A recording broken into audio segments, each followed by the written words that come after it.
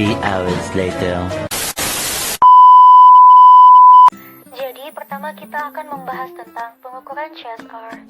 Menurut Preston dan Bannon 1997, mengemukakan bahwa salah satu pengukuran CSR dapat dilakukan dengan mengukur setiap elemen individual CSP atau Corporate Sustainable Performance, dan yang lainnya adalah untuk mengukur semua elemen CSP kolektif.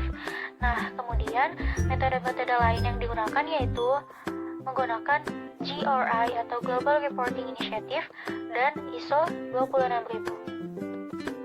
Selanjutnya, kita akan membahas tentang kriteria pemenang Proper Kementerian Lingkungan Hidup. Yang pertama, yaitu hitam, menunjukkan bahwa diberikan kepada penanggung jawab usaha atau kegiatan yang sengaja melakukan perbuatan atau melakukan kelalaian yang mengakibatkan pencemaran. Merah, diberikan kepada penanggung jawab usaha upaya pengelolaan lingkungan hidup dilakukannya tidak sesuai dengan persyaratan sebagaimana diatur dalam peraturan perundang-undangan. Biru diberikan kepada penanggung jawab usaha dan atau kegiatan yang telah melakukan upaya pengelolaan lingkungan yang dipersyaratkan sesuai dengan ketentuan dan atau peraturan perundang-undangan. Hijau diberikan kepada penanggung jawab usaha yang telah melakukan pengelolaan lingkungan lebih dari yang dipersyaratkan dalam peraturan. Dan yang terakhir yaitu emas diberikan kepada penanggung jawab yang telah secara konsisten menunjukkan keunggulan lingkungan dalam proses produksi, melaksanakan bisnis yang beretika, dan bertanggung jawab terhadap masyarakat. Kemudian selanjutnya ada konsep tanggung jawab sosial. Beberapa pakar akademis tentang subjek berusaha menjelaskan etika normatif di balik dasar pemikiran CSR. Carroll 1979 menyiratkan bahwa bisnis memiliki komitmen terhadap masyarakat. Bisnis diwajibkan untuk terlibat dalam kegiatan ekonomi, kegiatan etika, kegiatan hukum, dan kegiatan filantropis. Kemudian ada konseptualisasi CSR yang meliputi business ethics, corporate accountability, corporate citizenship, corporate social performance, corporate responsibility, corporate sustainability, creating shared value, stakeholder engagement, stakeholder theory, dan terakhir ada strategic CSR. Nah, selanjutnya kita akan membahas tentang komunikasi CSR beserta isinya.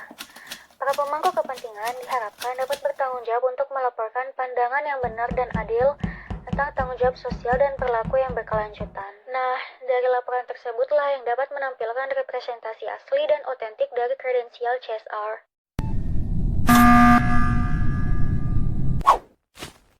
Selain itu, terdapat 2 poin penting dalam komunikasi CSR beserta isinya.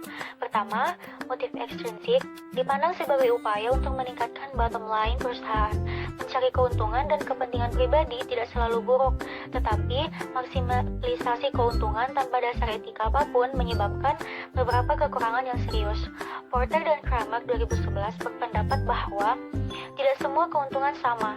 Mereka melanjutkan dengan menyarankan bahwa keuntungan yang melibatkan tujuan sosial mewakili bentuk kapitalisme yang lebih tinggi, yang akan memungkinkan masyarakat untuk maju lebih cepat sambil memungkinkan perusahaan untuk tumbuh lebih besar. Yang kedua yaitu pemangku kepentingan dapat melihat bahwa bisnis memiliki motif intrinsik ketika bertindak atas dasar kepedulian yang tulus terhadap masyarakat dan lingkungan.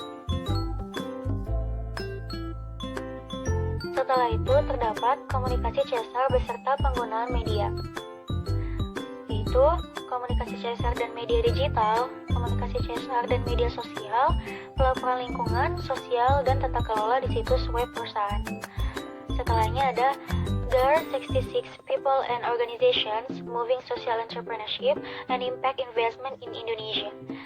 That is, impact investors, ventures capitalists, startup assistance organizations, private corporates, Indonesian government bodies, country governments, events, think tank and networks, development organizations, entrepreneurs, tech giants, media, universities.